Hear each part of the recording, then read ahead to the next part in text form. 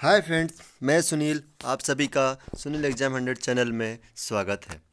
सभी को बता दें कि विज्ञान की क्लास चल रही है आपके लगातार। विज्ञान के बहुत सारे वीडियो अपलोड किए जा रहे हैं। आज हम विज्ञान के बहुत सारे फैक्ट क्वेश्चंस लेके आए हैं।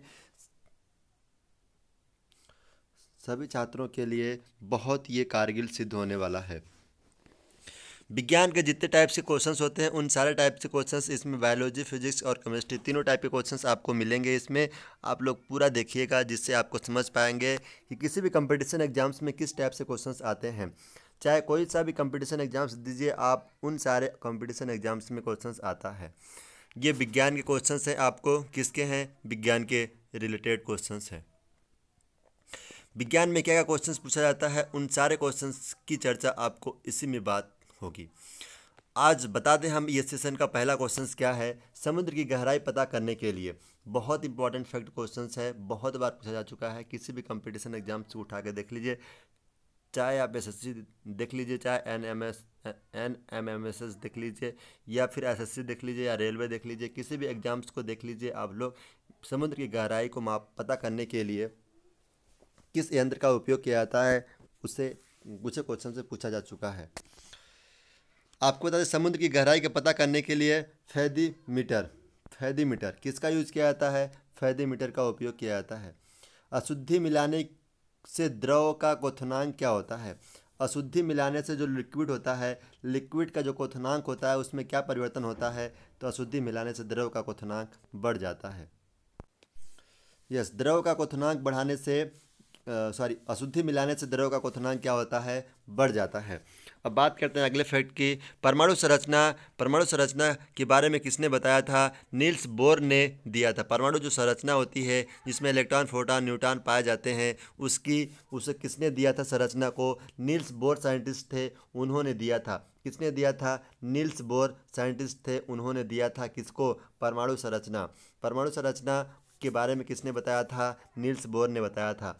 ब्रोमीन, आपको बता दें, ब्रोमीन एक तरल अधातु है। ब्रोमीन क्या है? एक तरल अधातु है। तरल बोले तो किसी भी फॉर्म में बदल सकते हैं आप। तरल अधातु है। तथा पारा एक तरल धातु है। पारा क्या है? एक तरल धातु है। ब्रोमीन एक तरल अधातु है, याद रखिएगा। ब्रोमीन एक तरल अधातु है, लेकिन पारा एक तरल धातु है। क्या है? धातु। मेटल और नॉन मेटल। अब बात करते हैं हम अगले पॉइंट्स की। प्लेटिनम धातु को सफ़ेद सोना कहा जाता है। याद रखिएगा, सफ़ेद सोना किसे कहते हैं? ये एक बार और पूछा गया क्वेश्चन है। प्लेटिनम धातु को क्या कहते हैं? प्लेटिनम, ये बहुत इंपॉर्टेंट फैक्ट है आपको कि प्लेटिनम धातु को सफ़ेद सोना कहा जाता है। याद रखिएगा, प्लेटिनम धातु को क्या कहा जाता है? सफ़ेद सोना कहा जाता है। अब अगला पॉइंट चलते हैं। लिथियम सबसे हल्का तथा ओस्मियम सबसे भारी धातु है। सबसे हल्की धातु की बात करें, सबसे हल्की धातु कौन सी है? तो लिथियम सबसे हल्की धातु, और ओस्मियम सबसे भारी धातु। सबसे हल्की धातु कौन सी है? लिथियम। सबसे हल्की धातु कौन सी है? लिथियम। और सबसे भारी धातु ओस्मियम सबसे भारी धातु है। अब बात करते हैं अगले पॉइंट्स की। पिटावा लोहा का शुद्धतम रूप है। जो पिटावा लोहा होता है वो लोहा का कौन सा रूप होता है? शुद्धतम रूप होता है। इंद्रधनुष में कितने रंग होते हैं? आप लोग देखते होंगे इस टाइप से इंद्रधनुष बन जाता है आपके। तो इंद्रधनुष में कितने रंग होते होंगे? आपको बता दें कितने रंग होते हैं। कुल कितने रंग होते हैं? 7 रंग होते हैं। कितने रंग होते हैं? 7 रंग होते हैं। इस टाइप से आप देखते होंगे कि रंग बाई रंग बन जाता है। तो कुल कितने रंग बनते हैं? 7 रंग बनते हैं इंद्रधनुष में। अब अगले पॉइंट्स के चलते हैं। प्राकृतिक गैस में मुख्य रूप से प्राकृतिक गैस में आपको हमने इसके पहले के जो सेशन में बताया उसमें बताया थे एलपीजी और सीएनजी के बारे में बताया था। एलपीजी में जो मुख्य घटक होता है वो ब्यूटेन होता है, लेकिन अगर बात करें सीएनजी में या फिर प्राकृतिक गैस में जो मुख्य घटक होता है वो किसका होता है? मीथेन का होता है। अगला क्या है? प्रथम परखनली शिशु का जन्म 1978 ईस्वी में इंग्लैंड में हुआ था। प्रथम परखनली शिशु का जन्म, जो इसको बोलते हैं बेबी ट्यूब। परखनली सब सब प्रथम परख नली शिशु का जन्म 1978 ईस्वी में हुआ था। कहाँ हुआ था? इंग्लैंड में। कहाँ? इंग्लैंड में। पचे हुए भोजन का अवशोषण छोटी आंत में होता है। जो आपका पचा हुआ भोजन होता है उसका अवशोषण कहाँ होता है? छोटी आंत में होता है। कहाँ होता है? छोटी आंत में होता है। यस, बात कर रहे थे प्रथम परख नली। क्या था प्रथम परख नली? जो प्रथम परख नली शिशु था उसका जन्म सबसे पहले कहाँ हुआ था? 1978 ईस्वी में हुआ था। कौन से देश में? इंग्लैंड देश में। और पचे हुए भोजन का अवशोषण कहाँ होता है? पचे हुए भोजन का अवशोषण आपकी छोटी आंत में होता है। कहाँ होता है? छोटी आंत में होता है। अगला क्या है क्वेश्चन से आपको? मानव शरीर में 20 प्रकार के अमीनो अम्ल पाए जाते हैं। कितने प्रकार के अमीनो अम्ल पाए जाते हैं? 20 प्रकार के। याद रखिएगा, मानव शरीर में कितने प्रकार के अमीनो अम्ल पाए जाते हैं? 20 प्रकार के या 20 प्रकार के अमीनो अम्ल पाए जाते हैं। मनुष्य के संदर्भ के अध्ययन को मनुष्य के संदर्भ के अध्ययन को केलोलॉजी कहते हैं। क्या बोलते हैं? केलोलॉजी कहते हैं। अब आ गया आपको हिप्पोक्रेटस की चिकित्सा शास्त्र का जनक कहा जाता है। हिप्पोक्रेटस को चिकित्सा शास्त्र का याद करें। चिकित्सा शास्त्र का याद कीजिएगा आप लोग कि चिकित्सा शास्त्र का जनक किसे कहा जाता है? तो हिप्पोक्रेटस को कहा जाता है। अब आप लोग जीव विज्ञान के जीव विज्ञान के जनक किसे कहा जाता है या जीव विज्ञान का पिता किसे कहा जाता है? अरस्तु को कहा जाता है। याद रखिएगा। अगला पॉइंट चलते हैं। प्रोटोजोआ एक कोशिका जीव है। प्रोटोजोआ क्या है? एक कोशिका जीव है। प्रोटोजोआ एक कैसा जीव है? कोशिकीय जीव है। प्रोटोजोआ एक कोशिकीय जीव है। कैसा है? कोशिकीय जीव है। गर्म करने पर जल का घनत्व जो होता है, जल का घनत्व डेंसिटी जो होती है वो घट जाती है, लेकिन ठंडा करने पर उसका जल का जो डेंसिटी होती है वो बढ़ जाती है। तो गर्म करने पर जल का घनत्व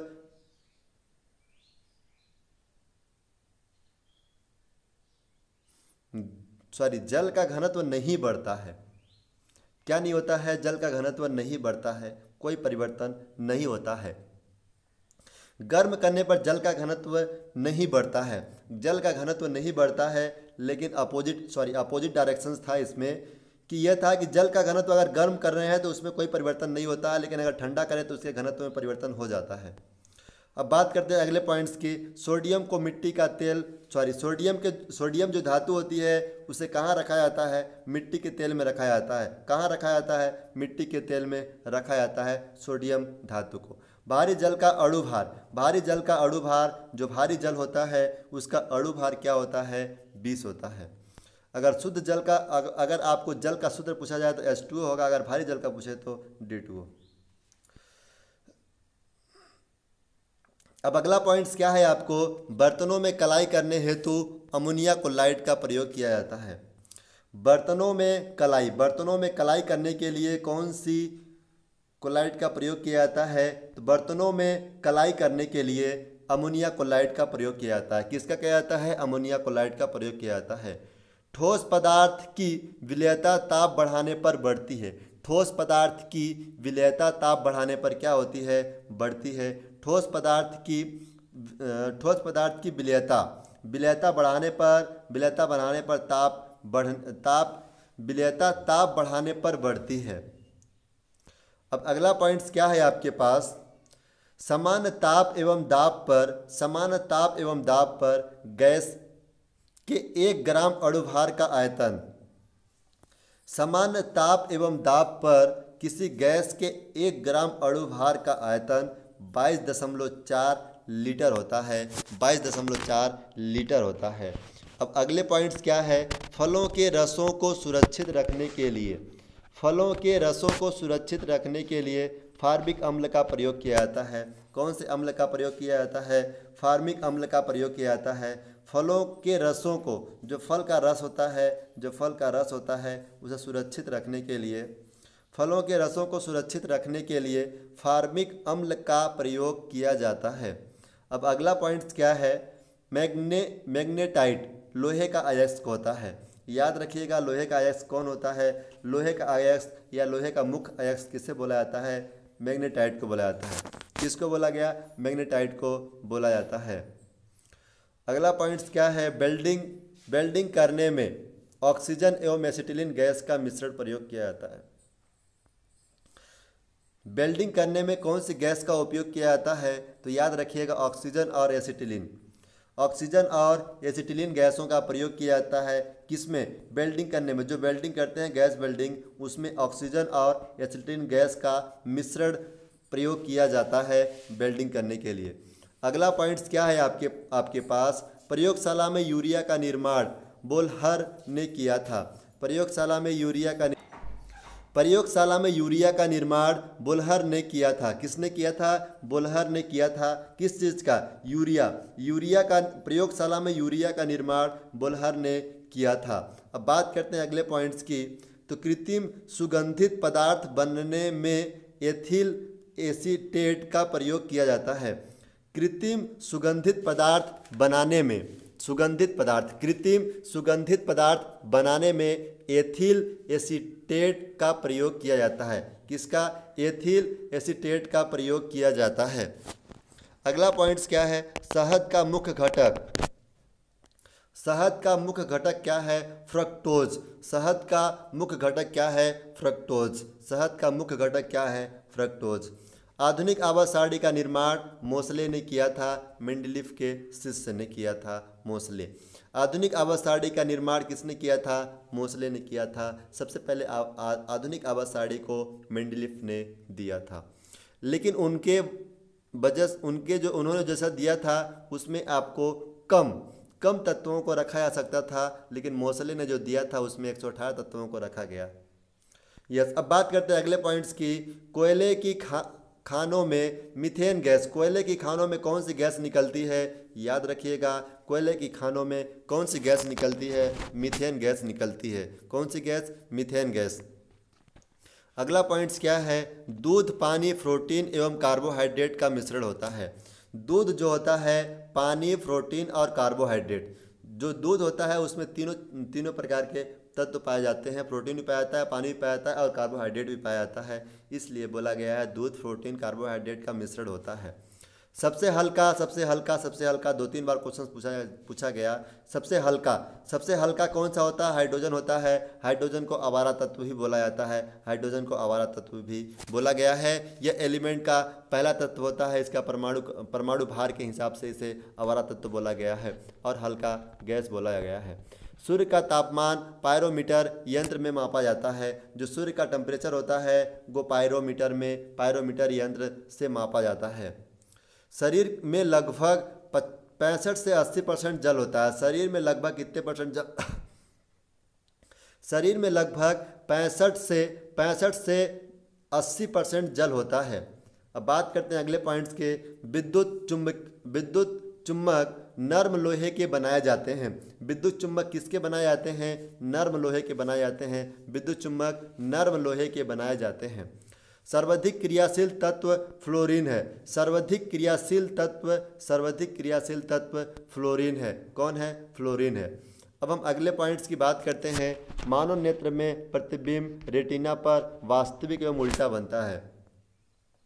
जो मानव नेत्र होता है, मानव नेत्र में जो प्रतिबिंब बनता है रेटिना पर, वह वास्तविक एवं उल्टा बनता है। वास्तविक और उल्टा बनता है। आँख का रंग आइरिस के रंग पर निर्भर करता है। जो आँख का रंग होता है वो आइरिस के रंग पर निर्भर करता है, रंग पर निर्भर करता है। अब अगला पॉइंट्स क्या है, मानव नेत्र की प्रकाश संवेदी कोशिकाएं शंकु रंग को पहचानती हैं। मानव नेत्र की प्रकाश संवेदी कोशिका शंकु रंग को पहचानती है। अगला पॉइंट्स क्या है, मानव नेत्र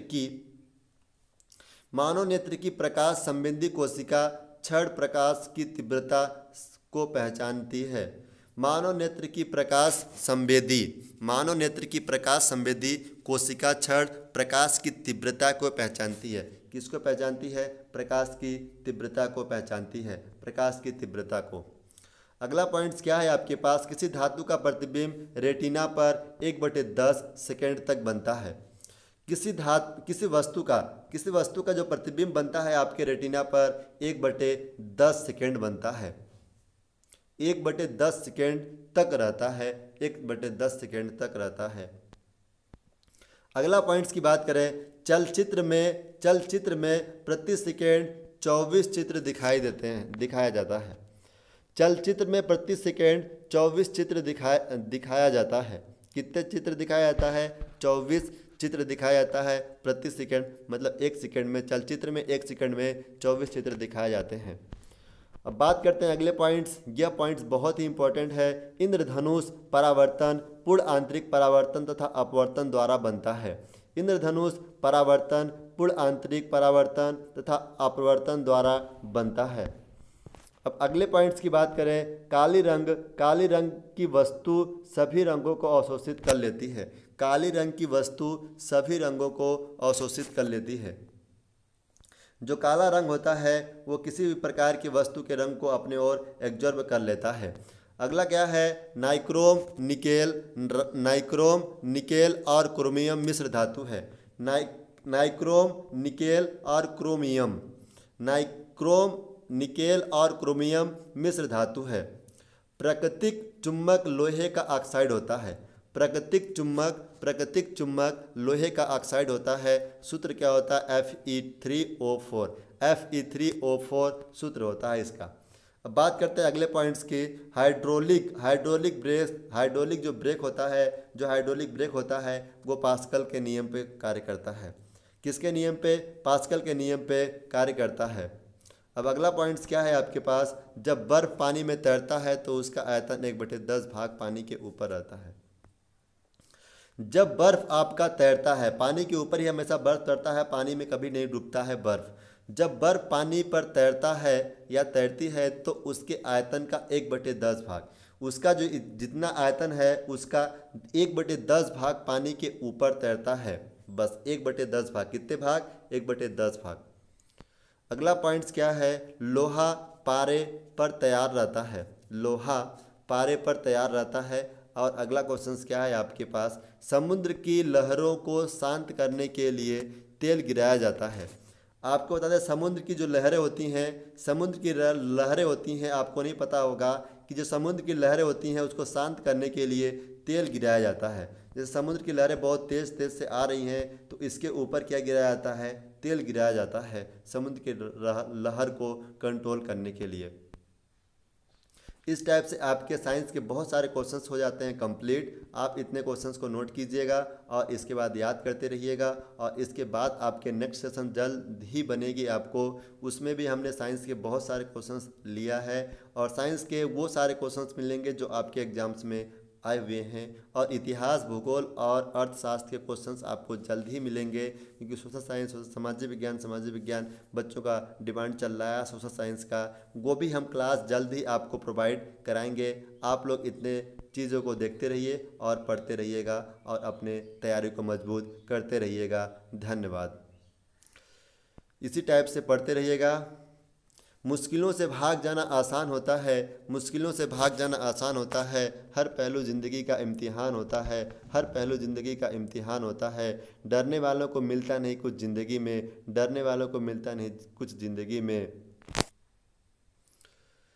लड़ने वालों के कदमों में जहान होता है। इसी पंक्तियों के साथ आपकी क्लास को हम करते हैं क्लोज। आप लोग इसको नोट कीजिएगा और अगला सेशन आपको जल्द ही मिलेगा। धन्यवाद।